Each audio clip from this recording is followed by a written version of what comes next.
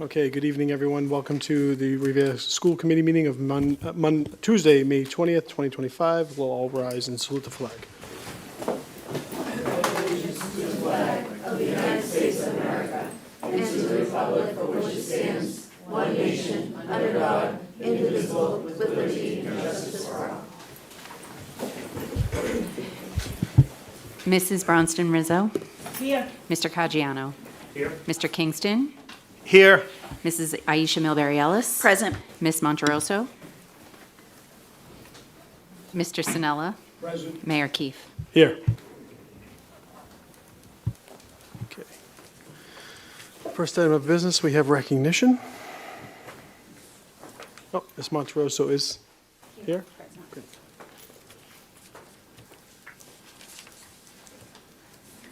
Still recognition? Oh, no recognition? Great. Okay. We have the consent calendar. Motion to approve the consent calendar? Second.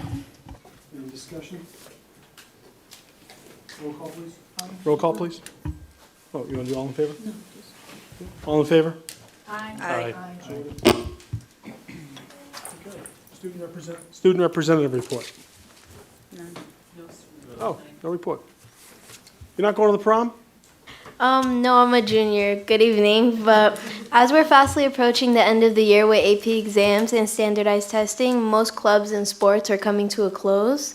But I hope all seniors enjoy their senior prom tonight, including our senior rep, Salsabin Mendoza. Thank you. Great. Thank you. Thank you. Okay, at this time we have public speak. If anyone wishes to speak during this portion, feel free to come on up.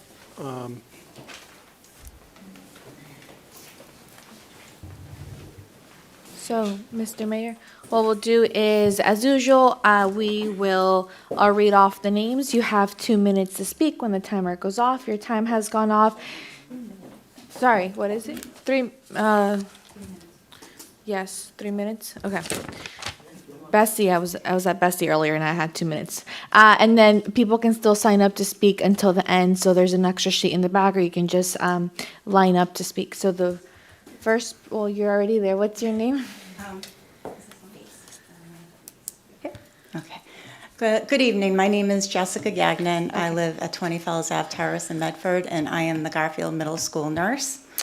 I am here tonight with my nursing colleagues to support the retaining of our health aide positions. The health aides assist the nursing staff with numerous tasks, but their most important role is helping to maintain a safe school environment. Though I do not have a designated health aide, I utilize the aide assigned to the Garfield Elementary School often when I need to cover the Garfield complex and am responsible for 1,200 students. Having a knowledgeable staff member in the office who knows the students and is able to assist me has been invaluable. Connie Gannon lives in Linfield and is a nurse at the Hill School. She has worked in the district for 26 years. She could not come tonight but requested that I read her statement.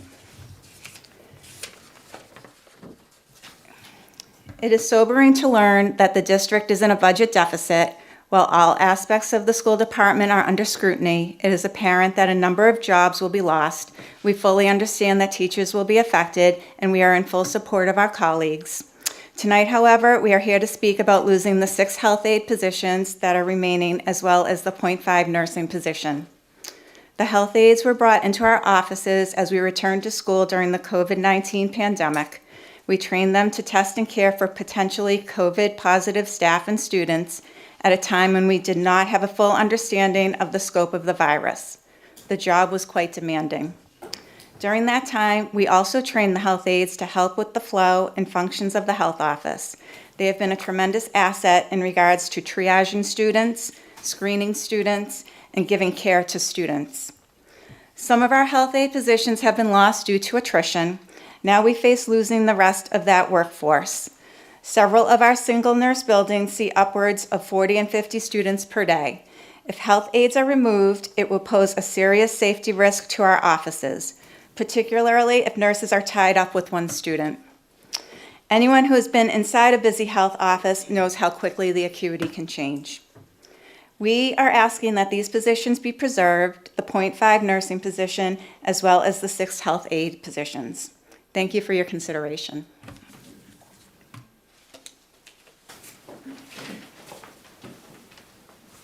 Good evening. My name is Isabel Catano.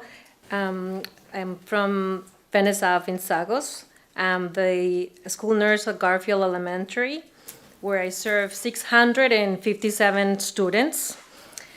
Each day, I manage a wide range of health needs, from daily medications, G2 feedings, diabetic care, asthma, injuries, and mental health issues.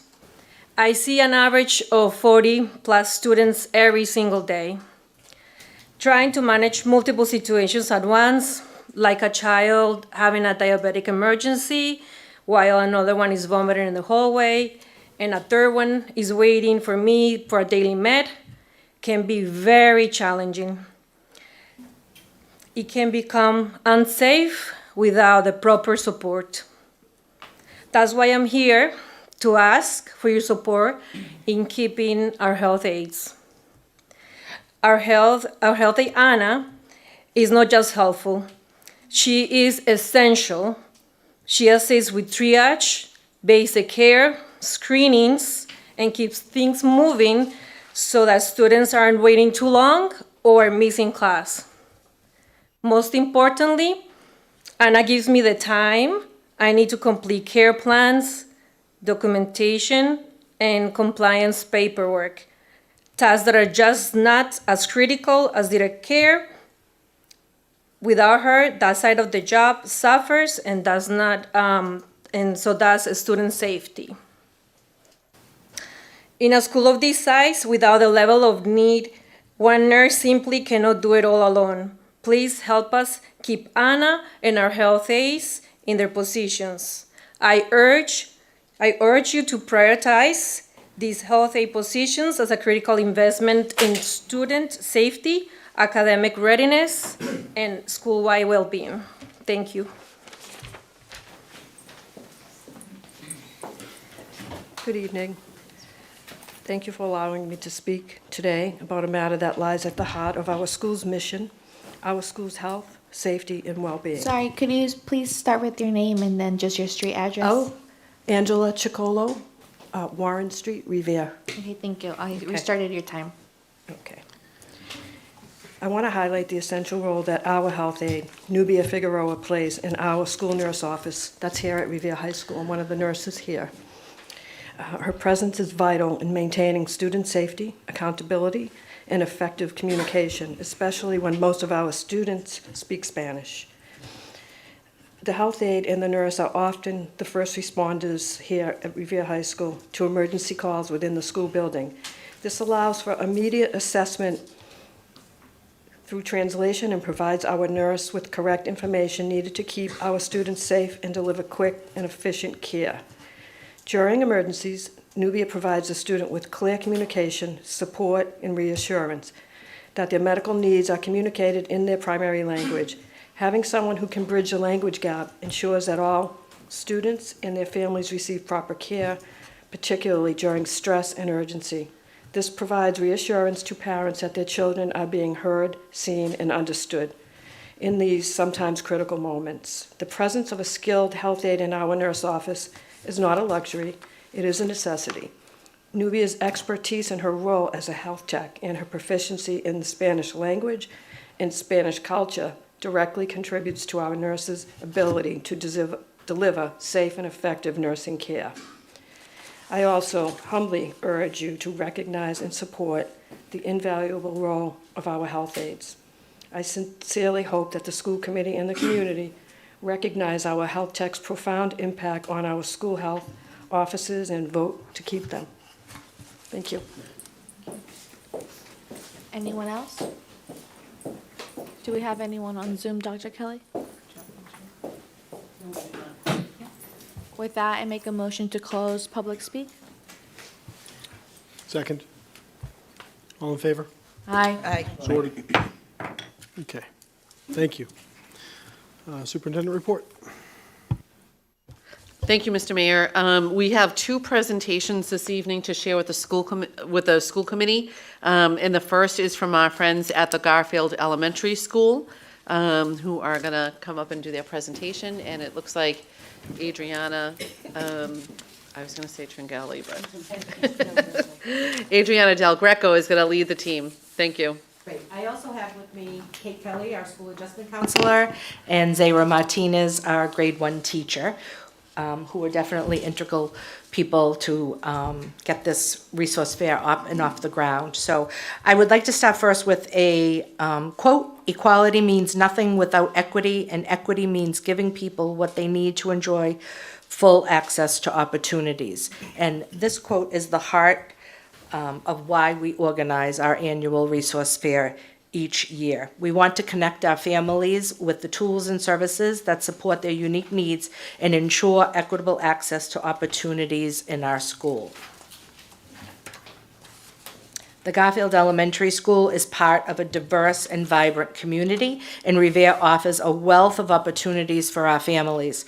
Our goal is to make sure families know what's available and can easily access the resources that they need.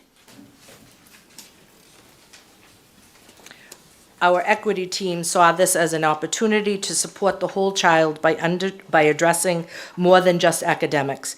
Guided by Maslow's hierarchy of needs, we understand that for students to thrive, their basic needs like safety, wellness, and a sense of belonging must first be met. I'll turn it over to Kate Kelly. So when we were determining how we were going to start this this resource fair, we started 3 years ago, and the equity team partnered with the school adjustment counselors at Garfield. At the time, Karen Suttle was with us there, and she had a great community of support in terms of different partnerships and resources available.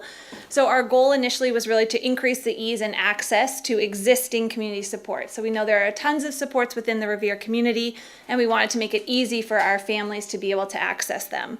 We also wanted to increase participation within our community, so our families had more opportunities to get together, because the families in and of themselves can be great resources to each other. So we did have a whole bunch of partners attend. We had our family support and education partners, youth programming, and then health and healthcare. So we, again, were able to take advantage of all of the great partnerships that exist within Revere. We reached out to them just through email. We made our list. A bunch of people responded.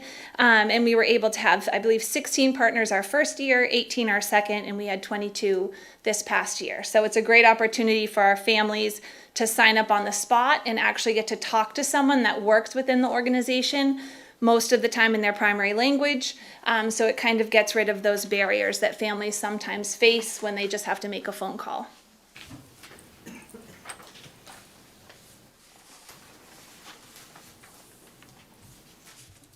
Hi, Zayra Martinez.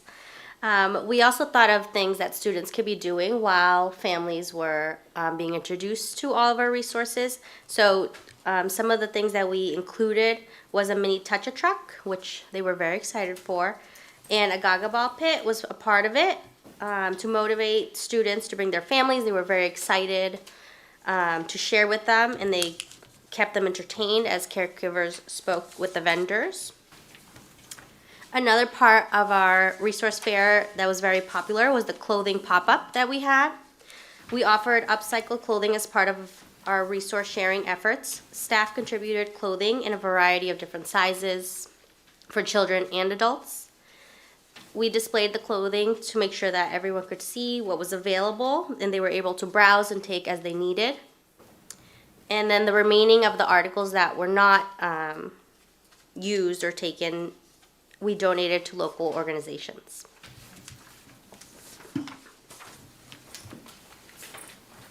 In closing, we would like to share our key takeaways. Our resource fair has grown into one of our most well-attended events at the Garfield School. It's now in its third year. It reflects strong family interest and has been made possible through great collaboration with our community partners. Students also play a big role in its success by helping spread the word and build excitement. So, thank you very much. Any questions? I had the pleasure of being there for the event, and I would hazard there were 400 or 500 people there. I know I had 400 giveaways and they were all gone. So it was very well attended. I thought it was great. I was especially impressed with the clothes. I know that probably helped a lot of people.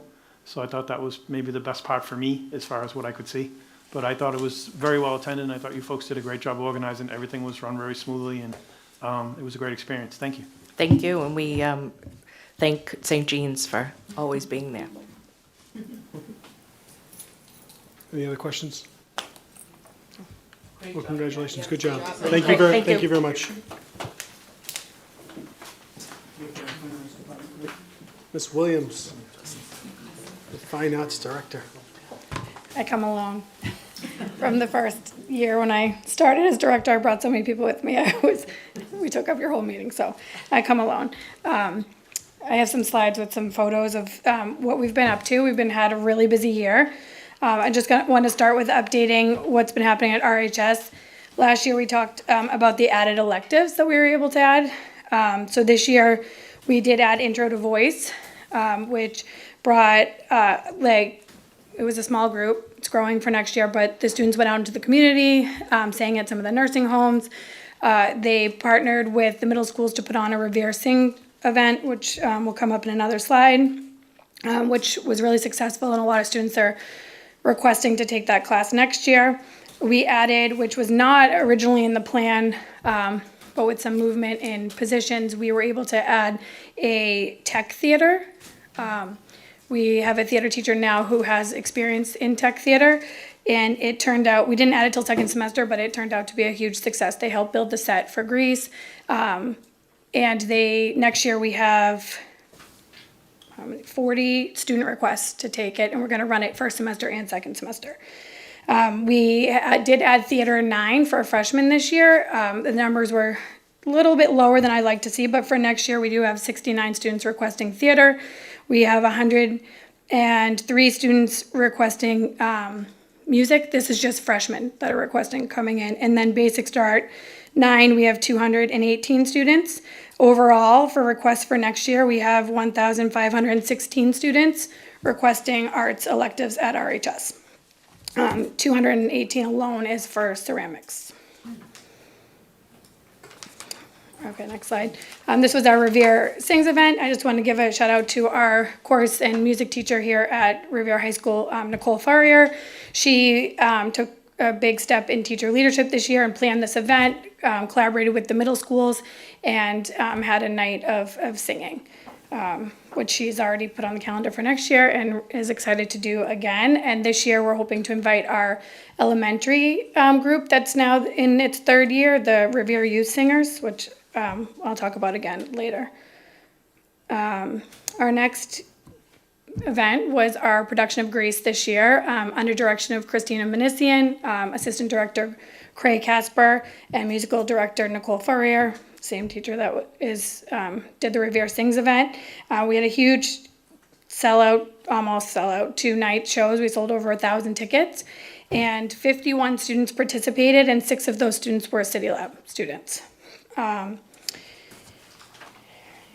Here are just some images from Greece. They also, over February vacation, visited the Jack Satter House and sang for the residents and did a question and answer with the residents. We did have 35 residents attend the show opening night, which was really exciting. Some came dressed in their pink ladies jackets. A lot talked about what it was like to be at Revere High School, and some did graduate around the time of Greece, so it was nice. They talked a lot about how their skirts had to be below their knees, and it was a good experience for our students. This year, we did have a music grant that has helped us add a jazz ensemble. This was a student choice, student request. A lot of students were asking for it. So we have a part-time teacher. You can see here in this picture, it's Guillermo Ortiz. He is actually a music teacher in Milton, lives in Winthrop, so he was a perfect candidate and is running the jazz ensemble that meets on Mondays, and we're going to continue that through next year because we were awarded the grant again.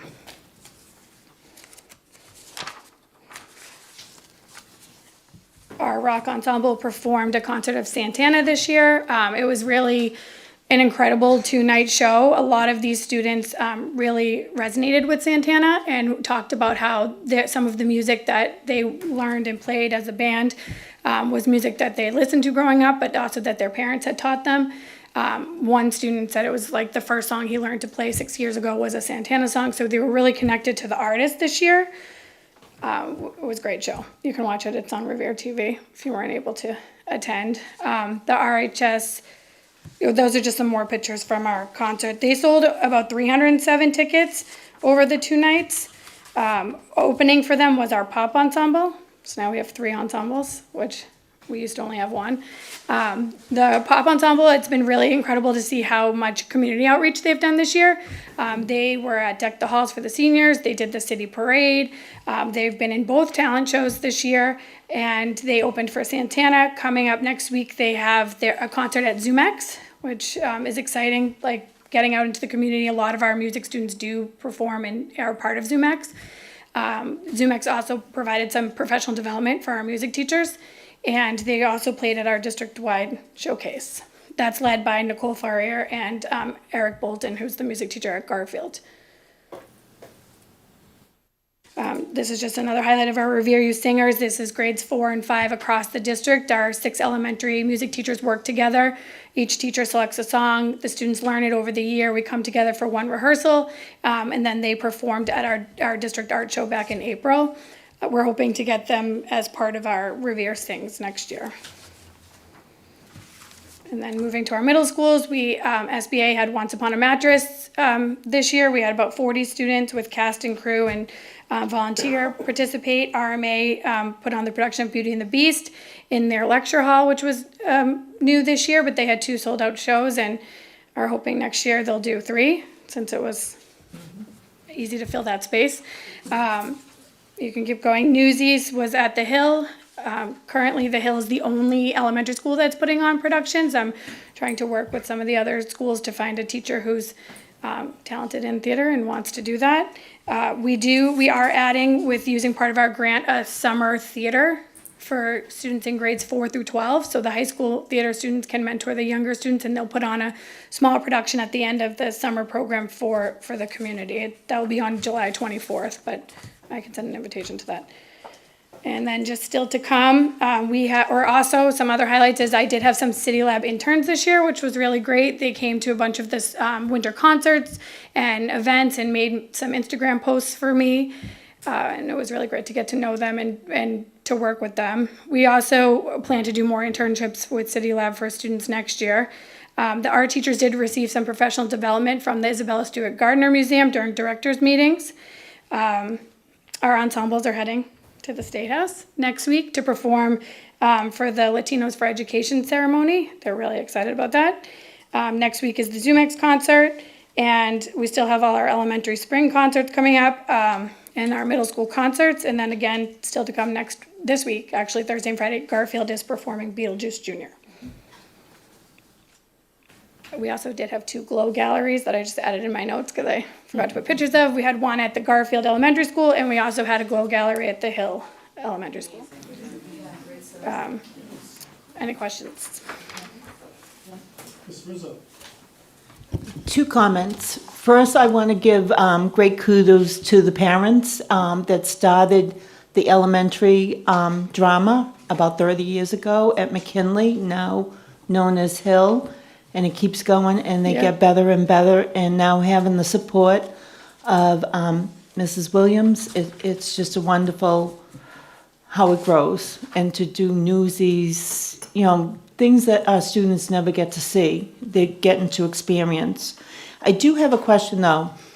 With 1,500 students wanting to participate in the 80-minute periods, does that interfere with them wanting to join these different Currently, no, because we were able to add, like Nicole Furrier's position, we added music, so that now we have 2 music classes. So some students, it becomes a scheduling conflict for them, but if they're requesting it, and mostly only if they're taking a year-long course, it becomes a scheduling problem. But we're really working with individual students to make certain things happen for them with the 4-block period. But extending like to a fifth block with a little less time would definitely help some of these students that are maybe not getting their first choice because of AP or other priorities that they're choosing.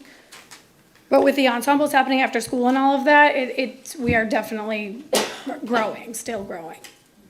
And I just want to say thank you for including students all around. I said it at our last meeting a couple of times, talking to you, students that could be on the streets just hanging out, asked you how they could join. And you told them, just come see me tomorrow, we'll talk about it. And just to know that they have someone they can talk to and want to come to school, it's such an honor to see. Thank you.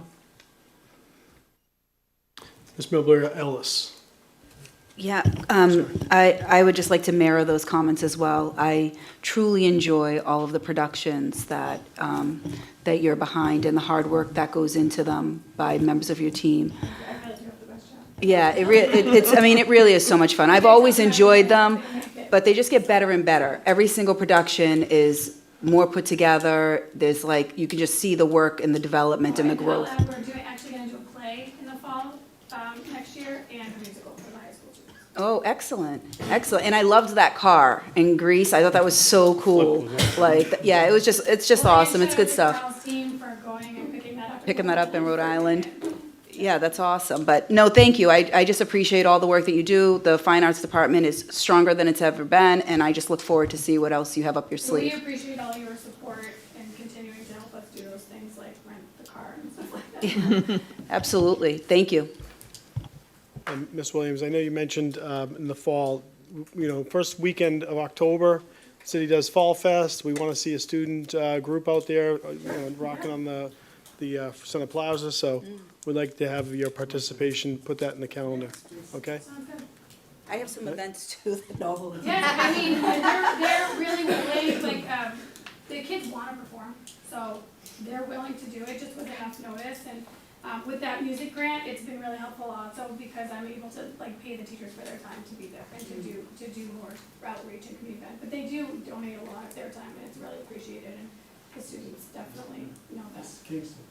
I just want to say thank you to you and your staff. I've tried to make every event that you've put on. I think it's important, and I enjoy it, and I really do, and it's fun to go. It's not an obligation, it's fun. I enjoy seeing the kids perform, and I just think it's great, but I really want to thank you and your staff because it's a lot of time.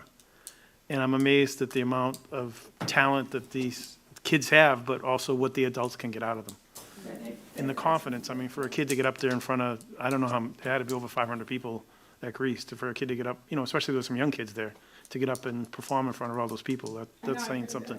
Yeah, so I want to thank you and all your staff, because it's a lot of time. Thank you. Ms. Rizzo? And just one more item. So while you're doing nothing and sitting down just eating bonbons, could you please write a grant so that we could start a mariachi band too, please?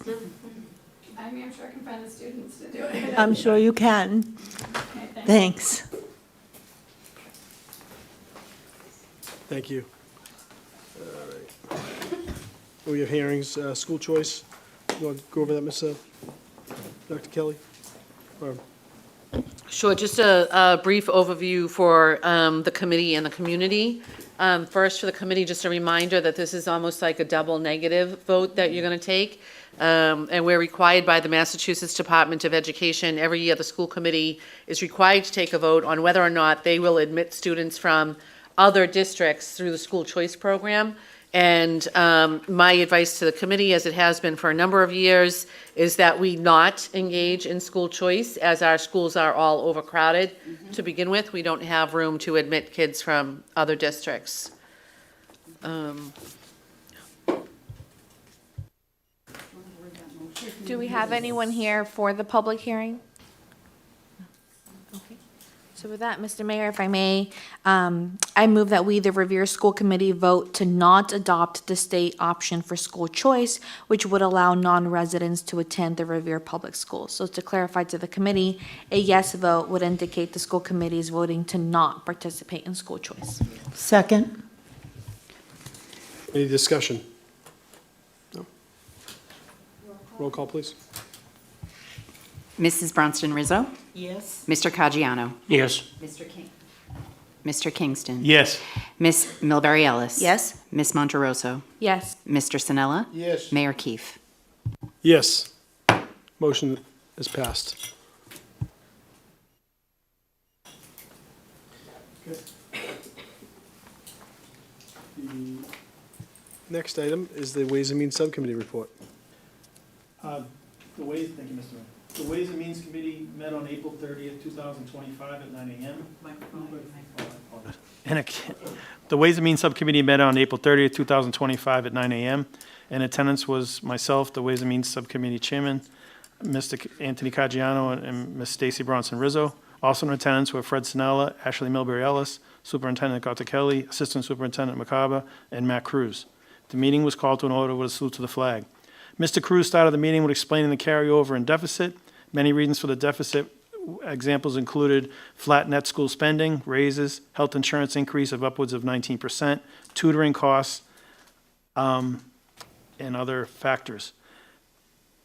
The city also funds the school department at the net minimum allowed by law. Dr. Kelly discussed her list of potential cuts outlined on her handout and the negotiations with the city over expenses such as building insurance, vehicle insurance, and these negotiations are continuing. The goal is to retain as many teaching staff as possible by looking at the needs of the whole district. Discussion about middle school administrative positions which were added last year, was also discussed. Dr. Kelly mentioned the non-union salary working group. This work will help us with potential state audit looking into fairness of salaries. The cost of transportation was discussed in length. Busing students less than 2 miles is the current practice. Dr. Kelly gave a rundown on academic coaches, and the meeting was adjourned at 10:17 a.m. There was a second meeting yesterday. I do not have the minutes for that yet. The meeting concluded about 24 hours ago, and I just honestly haven't had a chance to write them up. They'll be available at the next regular meeting. Thank you. Thank you, Mr. Kingston. So continuing on, we have the motions. Ms. Monteroso? Yes. Motion to approve the contract for Superintendent Dr. Diane Kelly as presented to you all from July 1st, 2025 through June 30th of 2028. Is there a second? So moved. Second. Yep.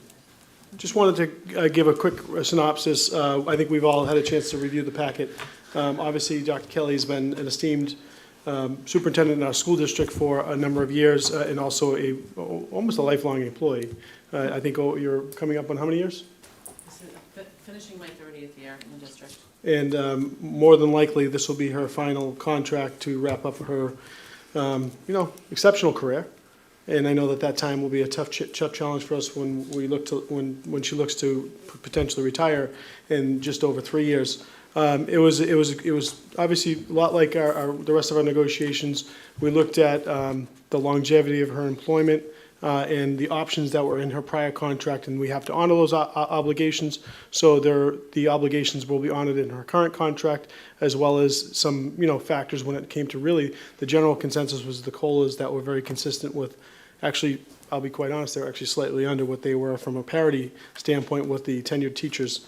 But after some arm wrestling, we came to an agreement, and I think that it was a fair contract.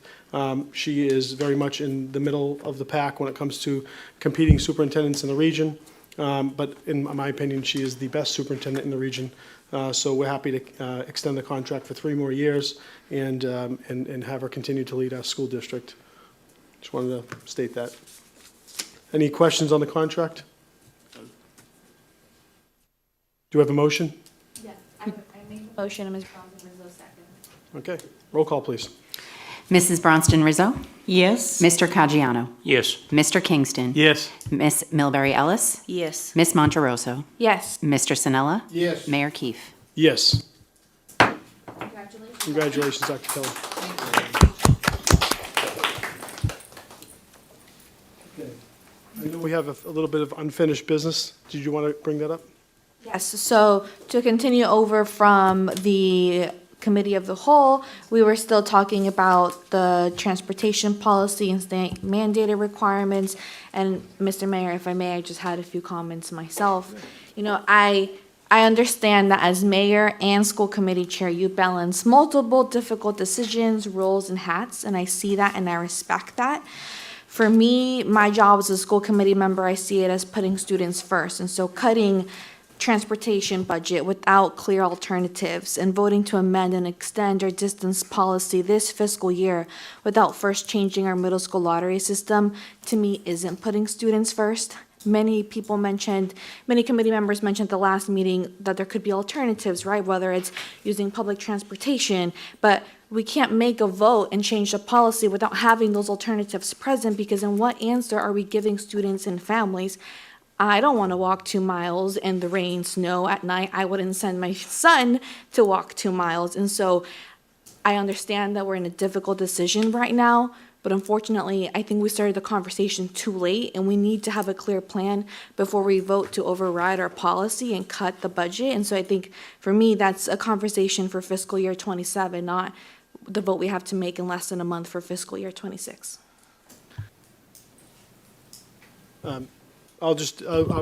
Certainly, I think your comments are valid, and I certainly empathize as well. I just want to remind everyone, again, what is going to be given to the school side of the spending is a process through the city, and what they're able to give from school transportation. Last year, roundabouts, $9.2 million was given to the schools to use for transportation from the city side. Not reimbursable, not counted towards net school spending. Right out of the city council budget, $9.2 million was voted on to give to the school. There were some luxuries when it came to using one-time expenses like ESSER funding to get that money upwards of $11 million. This year, the city side and the school, and I'm going to imagine the city council will be expanding that $9.2 million upwards of 5%, which is well above the costs of growth, which is well above the taxes that come in. So more than is coming in is going to be giving to the schools for transportation. Again, very rich, but still not enough, because the cost of transportation has exceeded the growth of the community by double, by triple. And then what happens is that transportation cost gets taken out of making tough decisions when it comes to paying health aides, when it comes to paying custodians, when it comes to even paying teachers or city hall staff or engineers at our DPW. All of these positions have to be taken into context if you throw $2 million more. And I'll just say this, at what I think is a long-term problem that we have to adjust, we have to fix. Not the students' fault, not the school committee's fault, not the city council's fault. It's just a product of our environment, and we have to face it head on. We can't just keep throwing money at the problem. So yes, we do have to counteract, and I think that one of the countermeasures is to eliminate the lottery. And the lottery has become a bone of contention for 15, 20 years. I think that there was good intention when the lottery was brought up 15 years ago. It diversified our school system.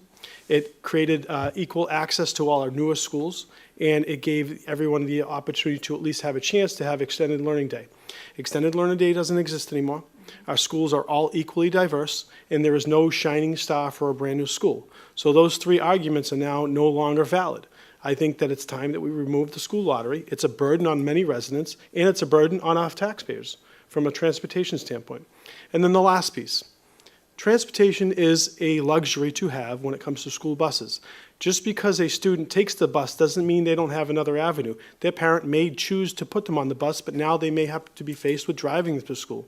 No one's suggesting that we want to see a 6-year-old child from Oak Island, from North Revere, or from Broadway, just as busy of a stretch of road, having to walk to school unnecessarily in the rain, in the snow, in whatever inclement weather, and or in the best days of the year. But parents will have to be faced with taking their kids to school if there's not an option. We cannot, and I think Ms. Rizzo mentioned this earlier, or Ms. Milbury Ellis mentioned this earlier, we have taxpayers to represent as well. And there's 65,000 of them or so in the city, and 7,000 of them have students in our school system. We understand that. But at what point can you not keep saying you have to give more?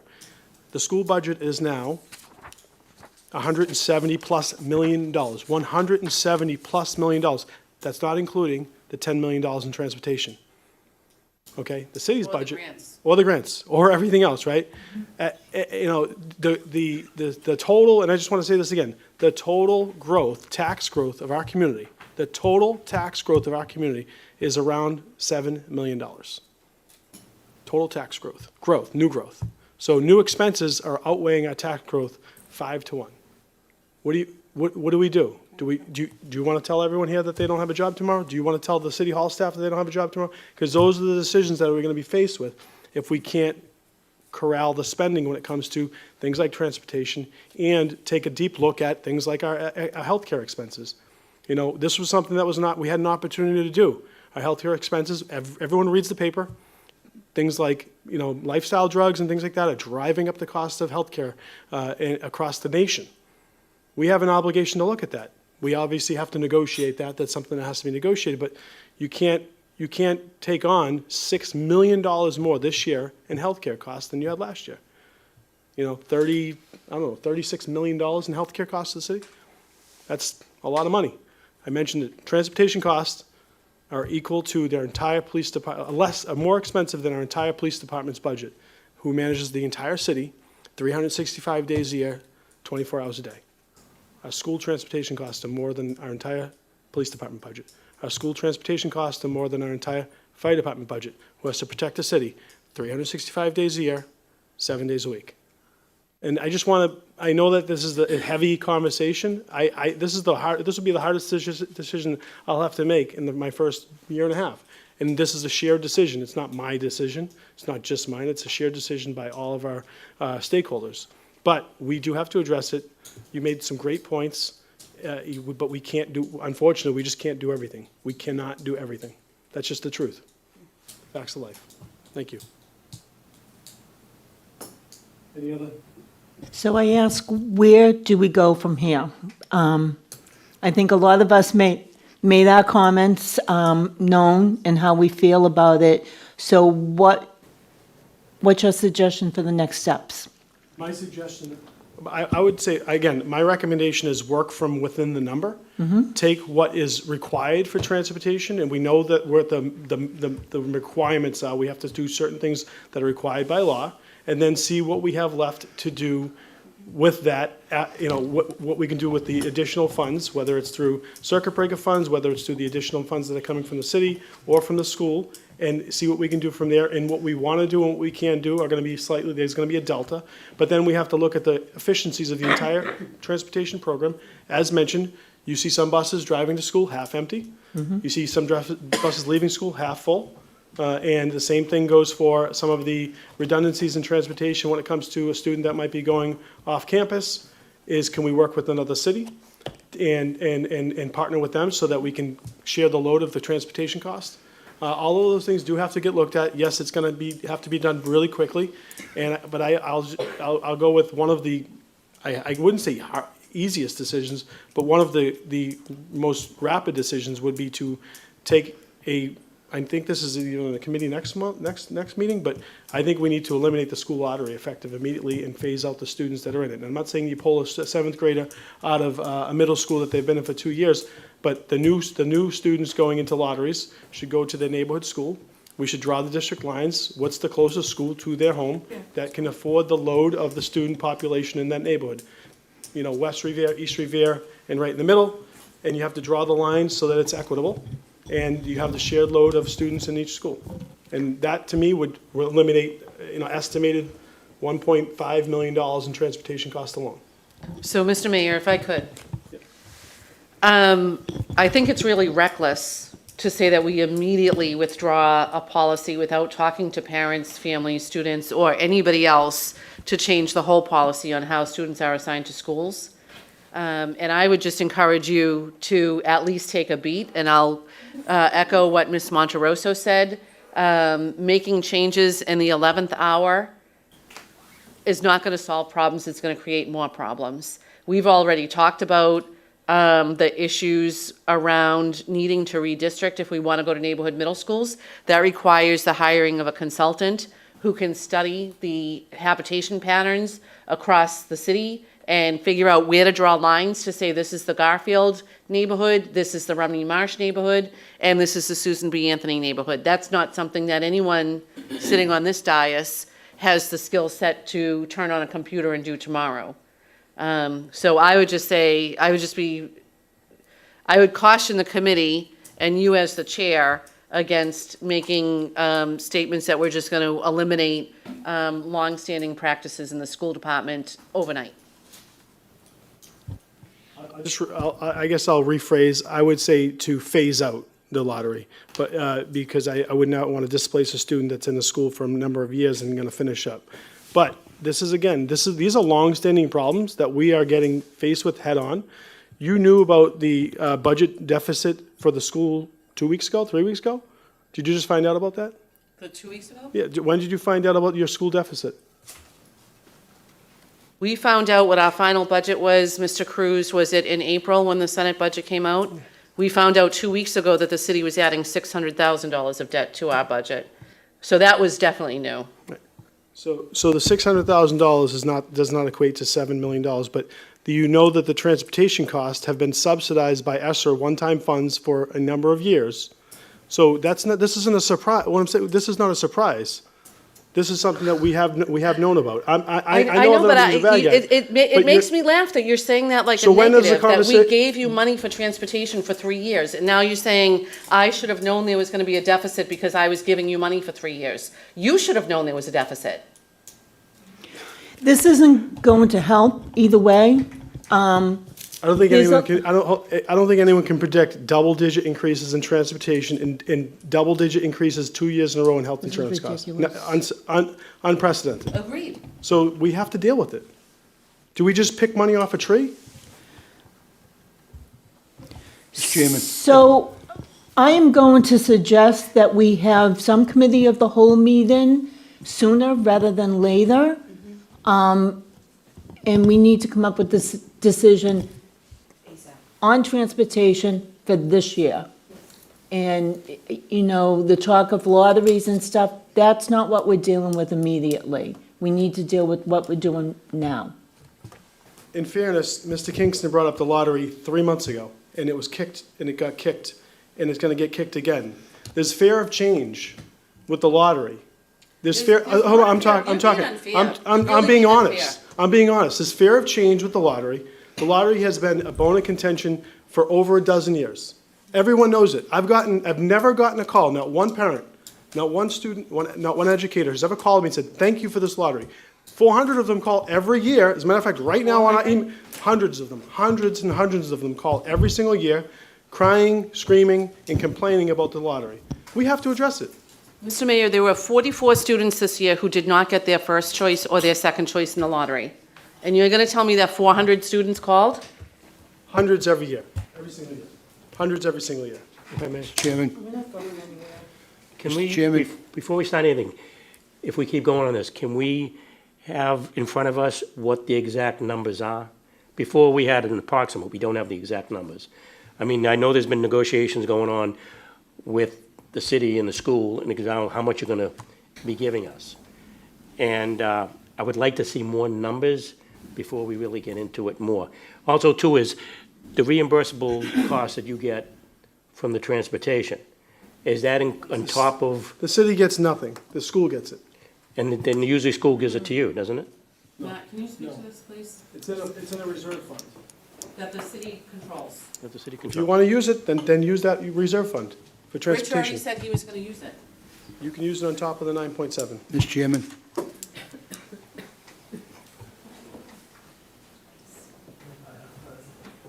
Okay, great.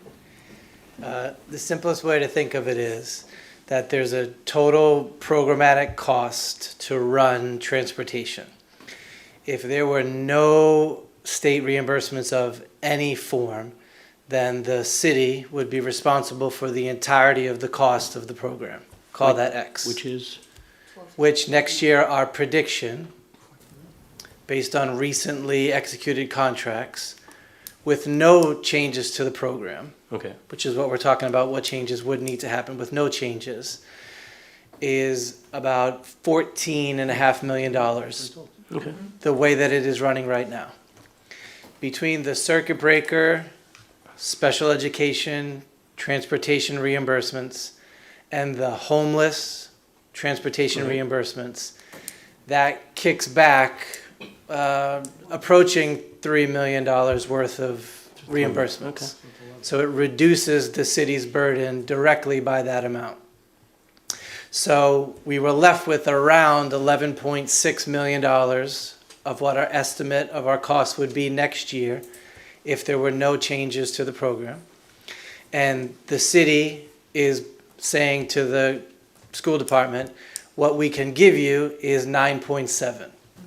So you need to look at programmatic changes that will move that 11.6 estimated cost down to a 9.7 estimated cost.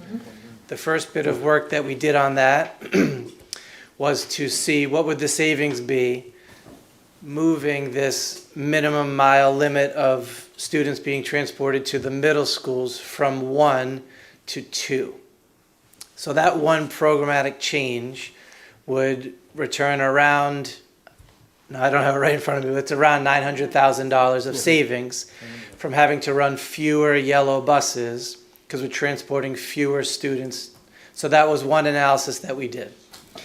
A second analysis that we did was, if we were to phase out the lottery, what savings would that affect?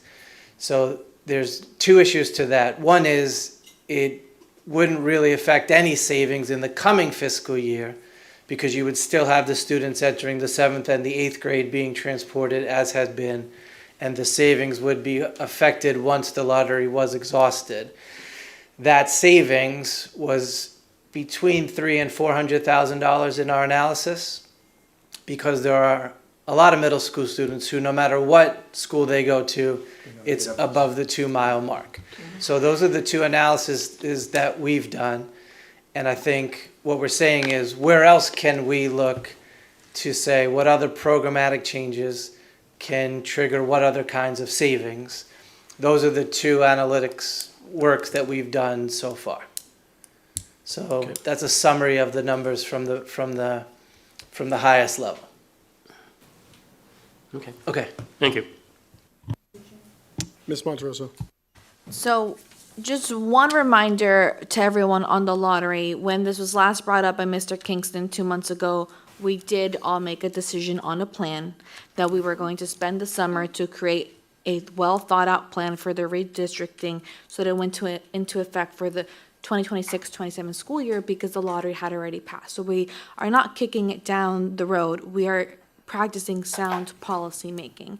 And that is all I'm asking for when it comes to this decision of transportation. So whether it's we need to reduce it, but we can move it around because students can use public busing. Like, I've been on the committee for 2 years, and the one policy priority for our student senate has been creating alternatives. They've done their research.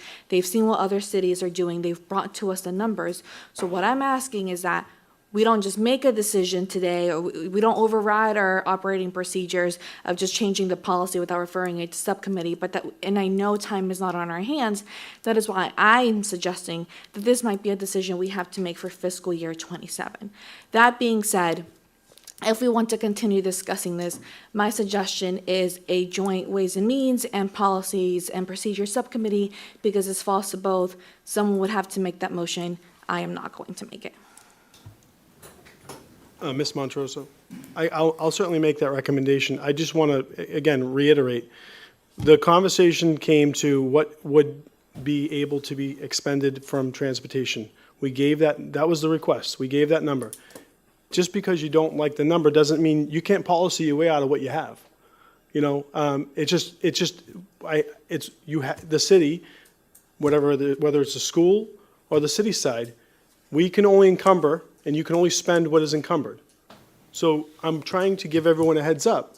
The encumbered amount is going to be, there might be some flexibility when it comes to balance. We have to present a balanced budget. We can't borrow to present a balanced budget, okay?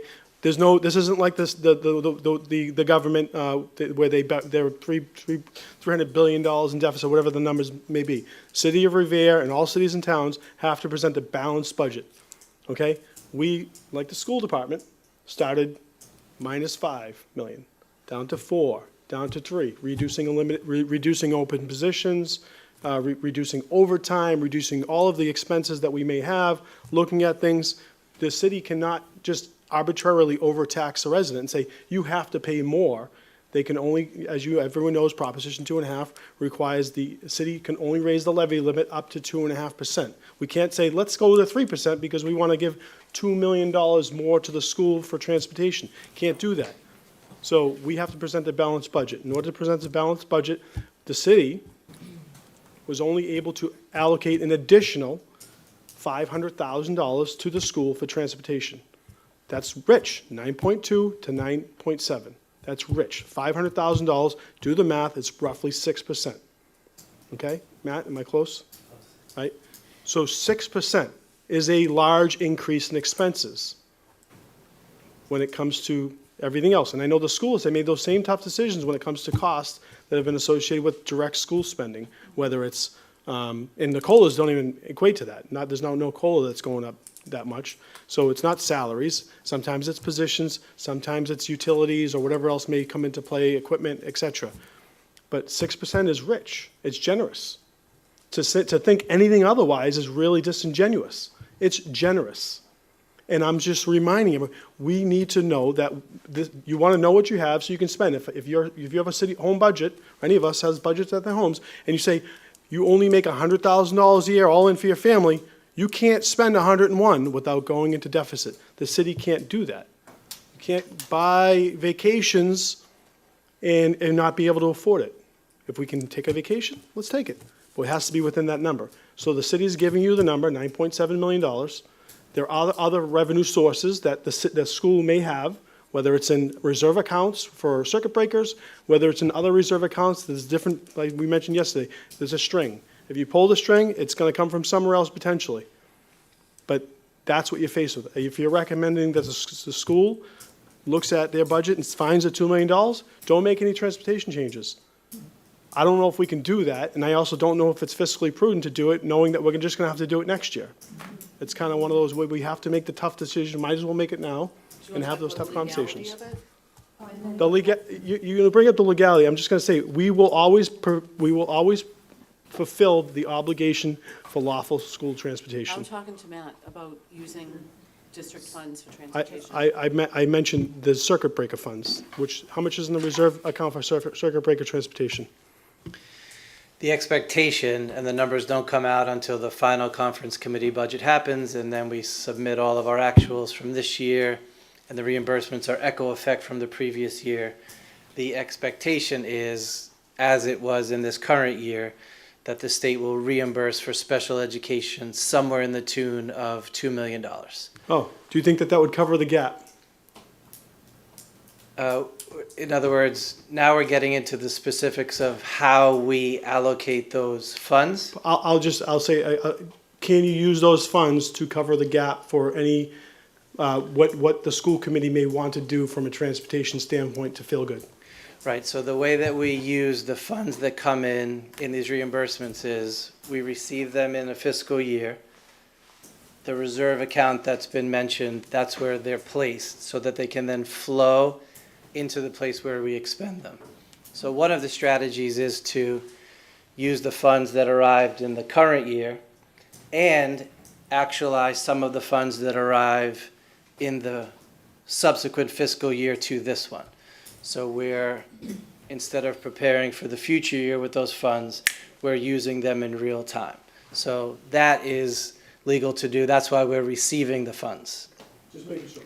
What we set ourselves up for, whether we do that with the transportation or with the tuitions, is if we're using them at the moment that they're received, then there's this uncertainty about the subsequent years. Will it be funded? Will it be not? Which will affect subsequent years' budgets. But the question of can we do that? Can we actualize them as we're received? The answer is yes. Thank you. And I just want to bring up one other, because you mentioned something, Ms. Rizzo. What are we doing? My last piece is to push back on the transportation company and say, this bid is unacceptable, which I did ask to do. It was not done. And say, we cannot afford this. You need to revisit your cost to us. That would be the last piece. Well, it should be the first piece, but that would be part of the equation. Mr. Caggiano. One question. On the circuit breaker money that we received last year, how much money did we use part of the 5 million for the carryover? Okay, the conversation we're having now has nothing to do with our school department net school spending required funds. But what I'm trying to say is, we carried over 5 million.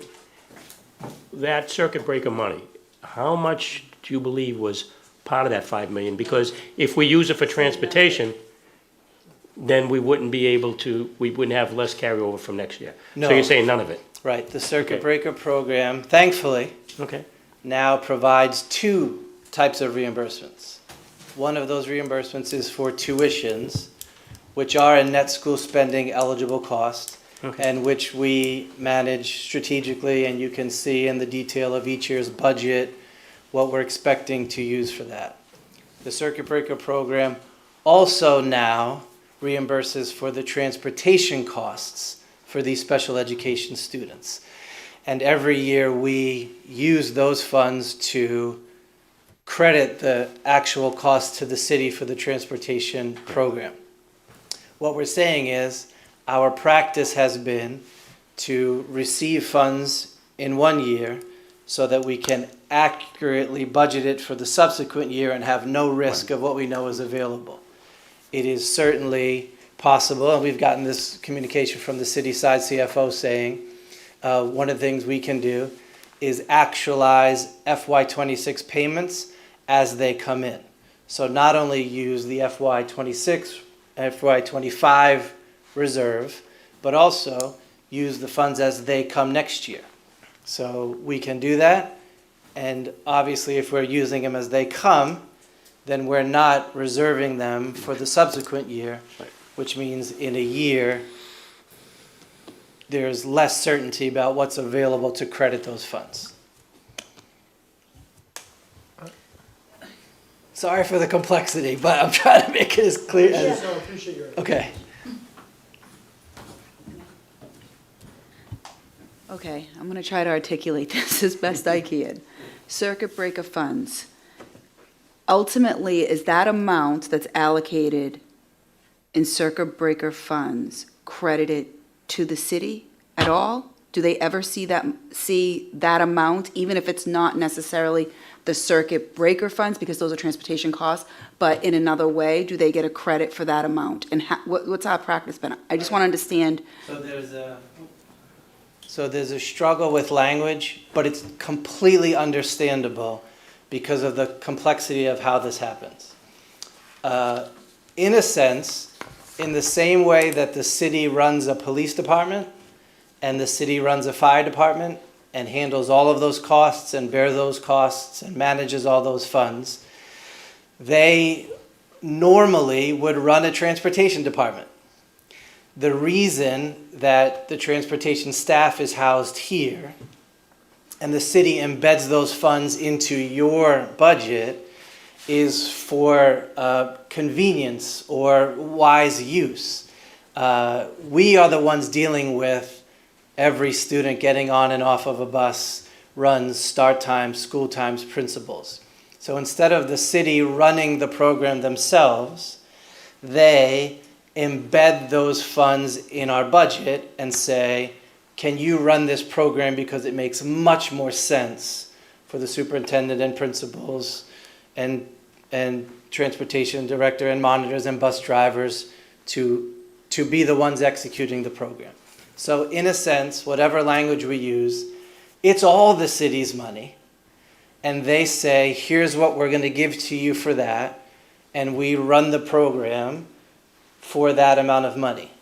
This year, the thing we're stumbling into is the cost to run this program as it is exceeds, as the mayor's been trying to articulate tonight, the city's ability to fund that cost. And so it's coming into this conversation, and if it gets moved to the subcommittee to say, so what can we do to come closer to what the city's able to pay for this? So when we start talking about circuit breaker, if we're talking about tuitions, then that's our world, and you can see all of those calculations in your appropriated budget. When we talk about transportation, the money is being deposited directly into a reserve account and directly credited to where we're spending the money on the transportation program. So it's not inappropriate to say all of that funding is the city's, in the sense that they're responsible for the entirety of the program. The same would be true with the reimbursements for the homeless students. So we receive an annual reimbursement for homeless transportation. When the revenue comes in, it goes directly into this clearing or reserve account, and then it is immediately credited to where we pay the homeless transportation bills from.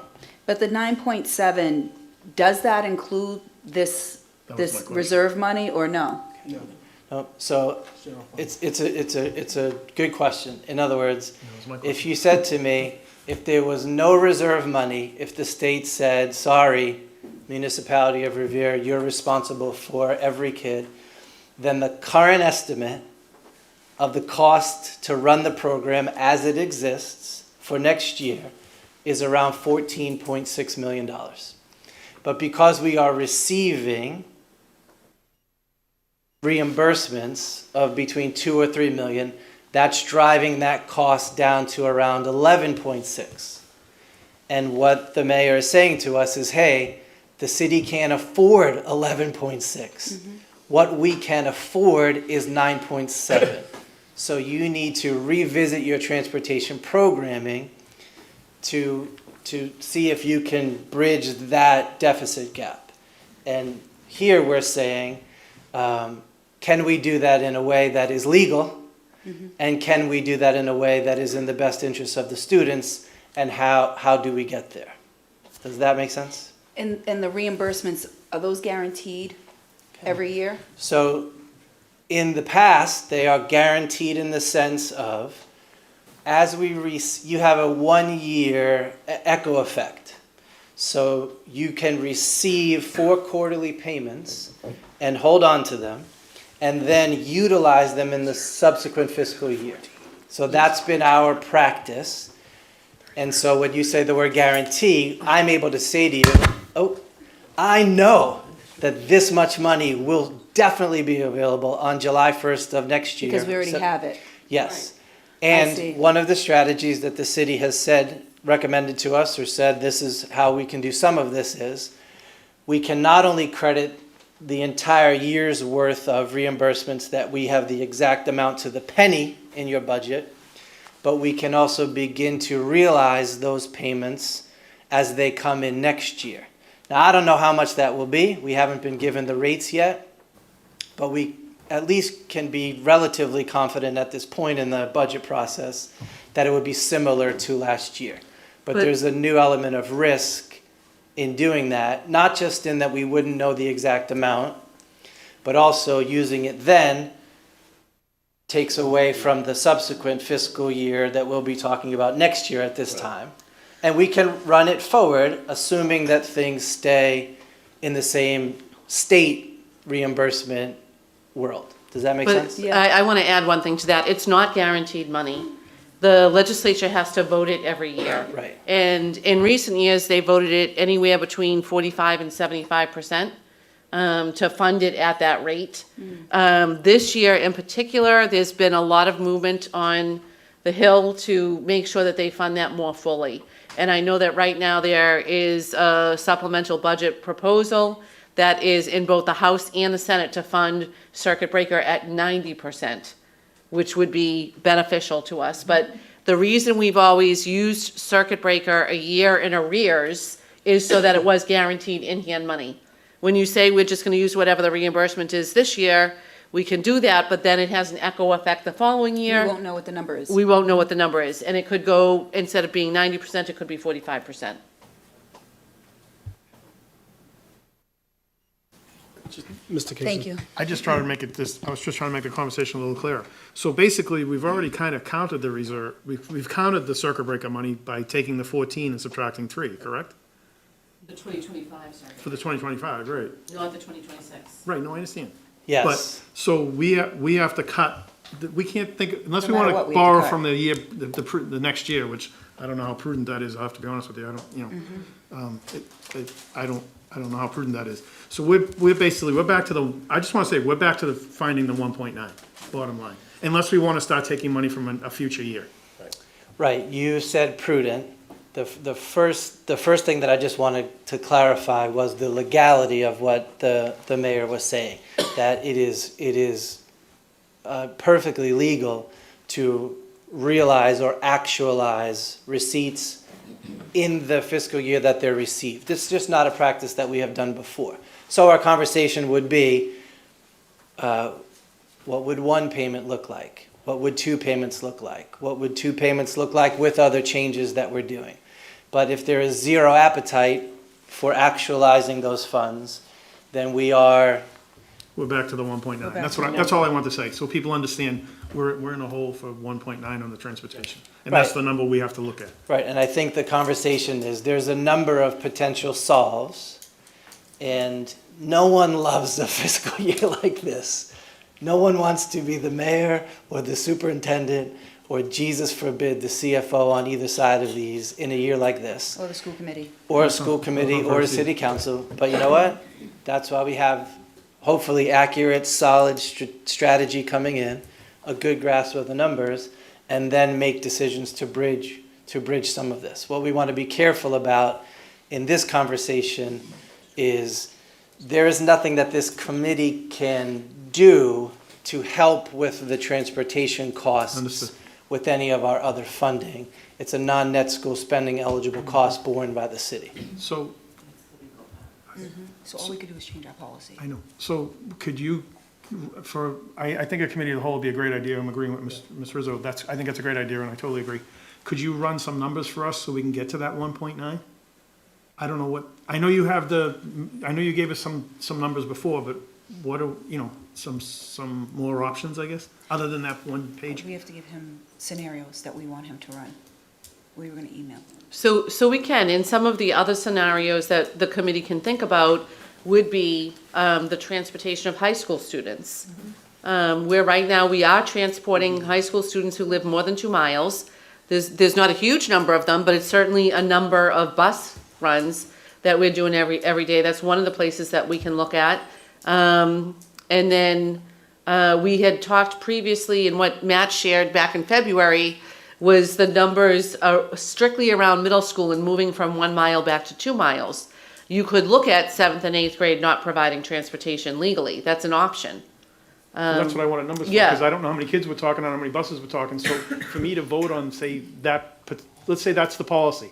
If I don't know what the savings are, and I don't want to give you a million scenarios either, but I just would need to know what the savings are. Maybe we can send you an email and outline some different strategies, but I think we need to look at, because, if we could save some kids from walking and get to the 1.9, that's what I'd like to see. I don't like blankets. So I don't want to say anybody 2 miles, stop walking if I don't have to. So if we can get to that number and kind of do what we got to do. My only concern is if the city comes back no offense, Mr. Mayor, but if the city comes back next year and says, well, we can't give you 9.7, we can only give you 9.5, and we've already done all we can do on our end, at that point I would respectfully say, sorry, you got to pay whatever that number is, because that number's probably not going to go down. It never goes down. Right. So that's my concern. It never goes down. It's just how much it can go up. And going up 6% is a ton, flush, yeah. right? So I guess we'll email you some scenarios, but I think a committee of the whole would be a great idea. I have no problem with that, because if we're going to convene 3 committees, it's probably everybody in the room anyway.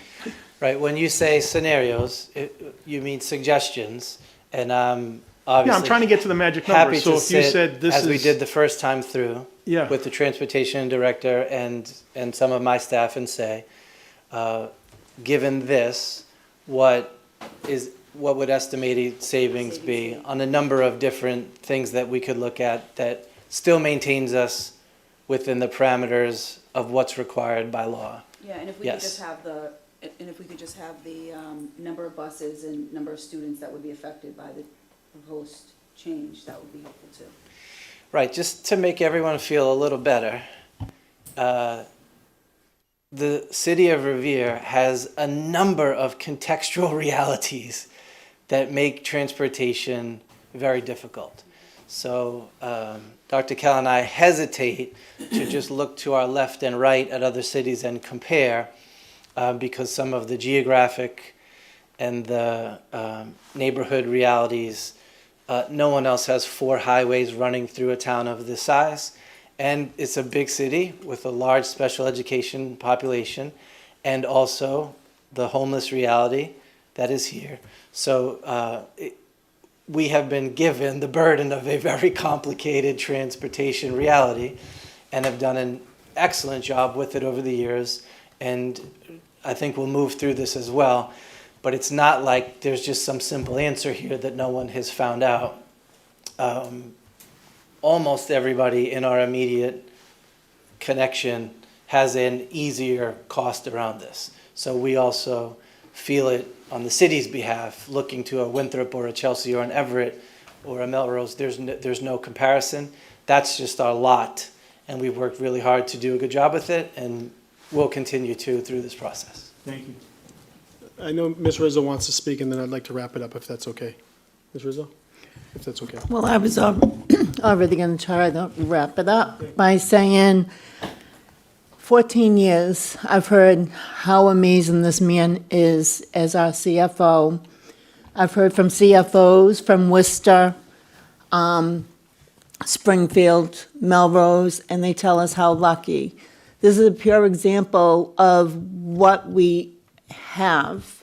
His patience, never mind his knowledge. His knowledge goes without saying, but his patience is truly mind-blowing to me because I have none. And my last comment was, he didn't have hair when I started either. So this is him. We are so lucky. We're lucky to have everyone that is employed in our city, but when I really look at times, hard times, and I am not a math person and things go right over my head, he explains it like there's no dumb question.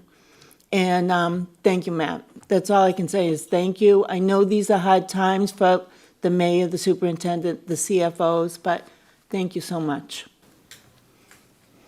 Ms. Rizzo, I echo your comments. You know, both Matt he's a professional. He's unflappable. And the thing about all of this is everyone here has the same passion to want to do everything we can possibly do to make ourselves the best, most inviting school district and city as possible. No one here has bad intentions. But, you know, I just want to keep reminding, sometimes we have to make difficult choices, and that's why we're here, right? We have to make that balance of what's right and what we can do, and you name it. But this is definitely worth more of a discussion. I'll recommend that this goes to the committee of the whole. I think it's important enough to be as the committee of the whole. It does garner both the attention of the policy and of the Ways and Means, but committee of the whole should pretty much do that. One last piece that I would ask that you to take a look at is, you know, possibly the scenario of the students that did get their first choice or second choice is if, you know, they're choosing to go to the school, that responsibility could potentially be taken off of transporting, so that only students that were, not saying forced, but not given the opportunity to go to the school they wanted to, if they're forced to go across the city and review what the transporting them. Because I feel the obligation of transporting a student. We're saying go from West Revere to East Revere, you know, because of the lottery. But I appreciate everyone's time in this, and but that would be the last scenario I should look at.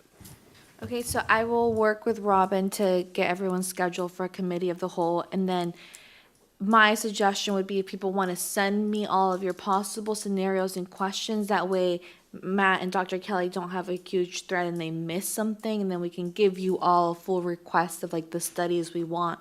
So I think if folks can get that to me by the end of this week, then they'll have it all in one email and they'll be able to run numbers for us on different scenarios, or what does it mean in terms of actual students being affected to have these cuts. That way we can go in and just do the informed policy making. So end of week, send me any questions, scenarios that you want run by the district team, and then I'll work with Robin to get everyone's schedule so that we can hopefully meet as soon as possible. Thank you. Thank you. Motion to put this to committee of the whole. Do we have a second? Second. All in favor? Aye. Aye, so ordered. Okay. The last item from unfinished business, which we may have already touched, was just the middle school assignments updates. I don't know, Mr. Kingston, if you wanted anything else on that. No, I think we'll take it up with the committee of the whole. I think that would probably be the best place for it. Put both on there, yeah. Yeah, I think they're somewhat related, so I don't see why not, if that's okay. Yeah. Okay, we've got a pretty intense night, and I hope everyone can understand the levity of it, but I do want to kind of lighten it up a little bit. I wanted to offer, and I know the school committee as a whole, and I wanted to offer our congratulations to our mom-to-be, Miss Monterosso.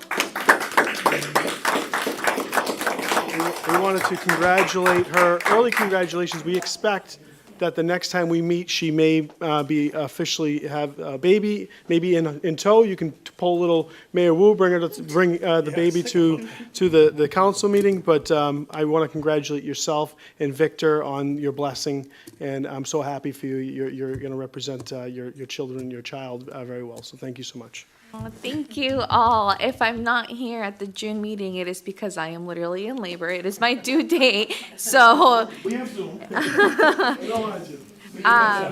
if I'm not here, then that'll be why. But I'll be right back as soon as I can. So thank you all for your support and just your patience. It's something else to give public comment while you're going through Braxton Hicks. So tonight has been a little long for me, but just thank you all. This was very kind. Congratulations. Motion to adjourn. We have a second. All in favor? Aye. Great. So ordered.